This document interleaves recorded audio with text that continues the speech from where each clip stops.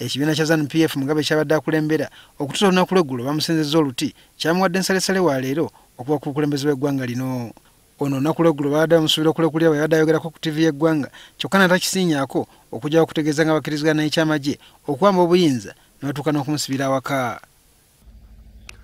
We must learn to forgive and resolve conditions, real or perceived, in a comradely Zimbabwean spirit.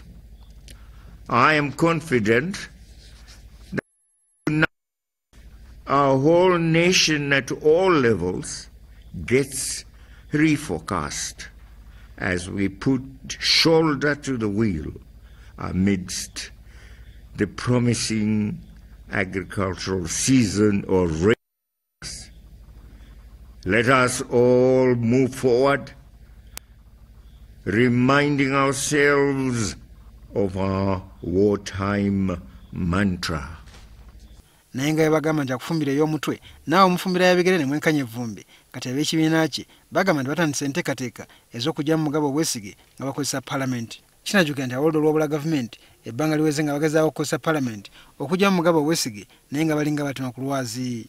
Kisuubirwa nti olunaku lw'enkya ekiteeso kijja mu Mugabe Obwesige lwe kigenda okwanjibwa eri paalamenti z'eggwanga lino ebbiri era olw'okuba nga ekibiina kino gye kisinzaamu ababaka kugenda kubeera kuseereza ligenda mugga. Mu kiseera kino Mugabe akalakasa eggwanga lino emyaka 37 beddu byasuba bikutuka olw'abakulu mu kibiina kyo okumuvaamu ne bamujja ku bukulembeze bwakyo so nga n'amagye gabadde ateetera nago ebbanga lino lyonna gamutunira kyamulinga essalambwa ery'ensenke. Mugabe yeezalira akanyamberege bwe yafumula omumyuka we Emerson Mnangagwa akabonero akalaga nga bwe yali asembeza mukyala we Grace Kumwanjo asobole okumundira mu bigere.